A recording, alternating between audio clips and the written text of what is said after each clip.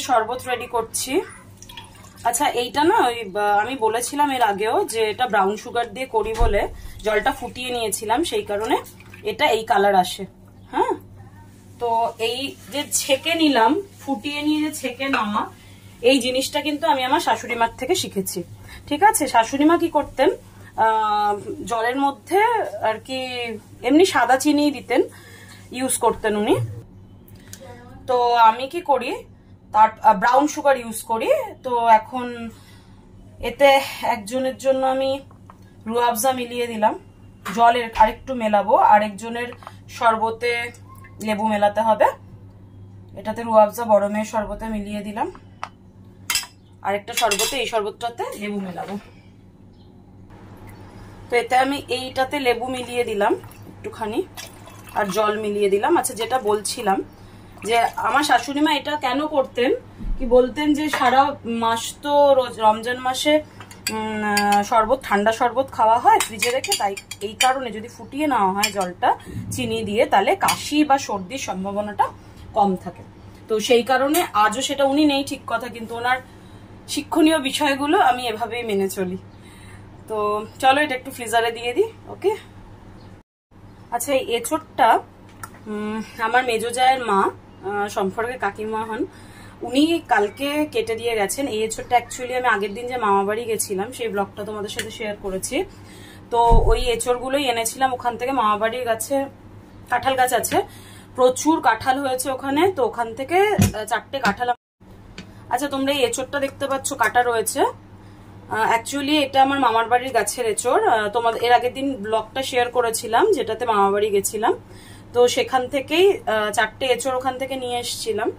তো আমি এঁচোড় সত্যি কথা বলতে বানাতে পারি না, মানে কাটতে পারি না, কিভাবে কাটতে হয়। তো আমার মেজো জায়ের যে মা আছেন উনি এটা কেটে দিয়ে গেছিলেন কাল রাত্রিরে, তো ফ্রিজে রাখা ছিল। কিন্তু আমি যেহেতু এঁচোড় চিংড়ি করব, এটা আমি আলু দিয়ে করলে এইটা ঠিক ছিল বানানোটা, বাট যেহেতু আমি এঁচোড় চিংড়ি করব, তো এটা একটুখানি এগুলোকে একটু পাতলা পাতলা করে আমি প্রথমে কেটে নেবো। আর চিংড়িটাও বানানো রয়েছে, তারপরে তোমাদের সাথে রেসিপিটা শেয়ার করব। আচ্ছা, আমি এখানে মোচা চিংড়ি নিয়ে নিয়েছি আজকে, এমনি চিংড়িটা পাইনি, তাই মোচা চিংড়ি নিয়ে নিয়েছি। তার সাথে কাঁচা পেঁয়াজটা কুচিয়ে নিয়েছি, কেননা আমি এটাকে একসাথে ফ্রাই করব। আর এঁচোড়টাকে একটুখানি ভাপিয়ে নিয়েছি হালকা করে নুন দিয়ে। ঠিক আছে, এবার রান্নাটা শুরু করছি। প্রথমে তেল দিয়ে দেবো,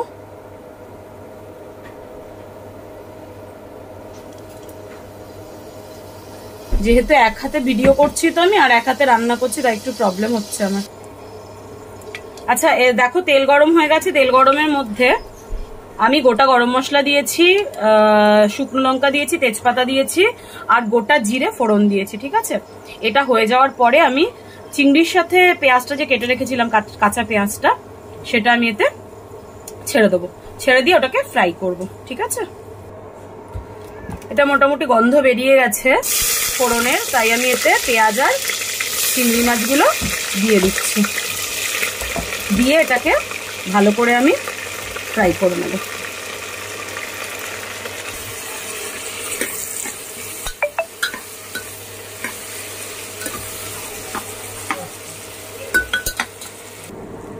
আচ্ছা, এটা মোটামুটি ফ্রাই হয়ে গেছে আমার চিংড়িটা। এটা তার মধ্যে আমি এই স্পেশাল মশলাটা দিয়ে দিলাম। এই স্পেশাল মশলায় কি আছে তোমাদের আমি বলছি।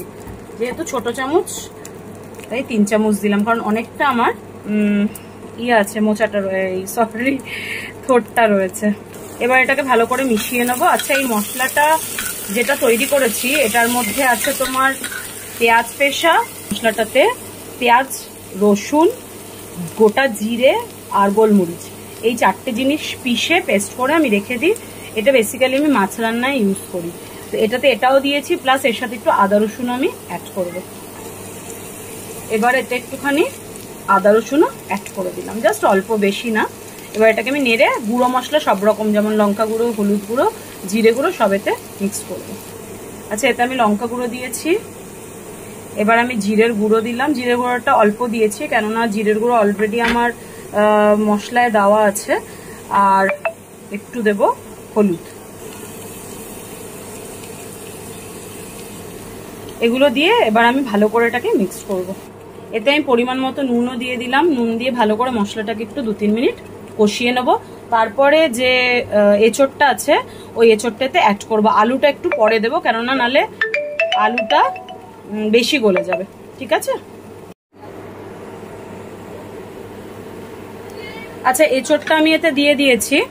এবার এটাকে ভালো করে আমি মিক্সড করে কষতে থাকবো। ঠিক আছে? আর 3-4 মিনিট কি 5 মিনিট ম্যাক্সিমাম কষার পরে আমি এতে আলুটা অ্যাড করবো, নাহলে আলুটা বেশি গলে যাবে। ঠিক আছে? এটাকে আমি ভালো করে কষে নিই। আছে, এবার আমি আলুগুলো এতে অ্যাড করে দেবো। অ্যাড করে ভালো করে এটা মিশিয়ে আরও 5 মিনিট 5 মতো আমি কষবো। কষে এটাকে তারপরে সিটি করিয়ে দেবো। ঠিক আছে?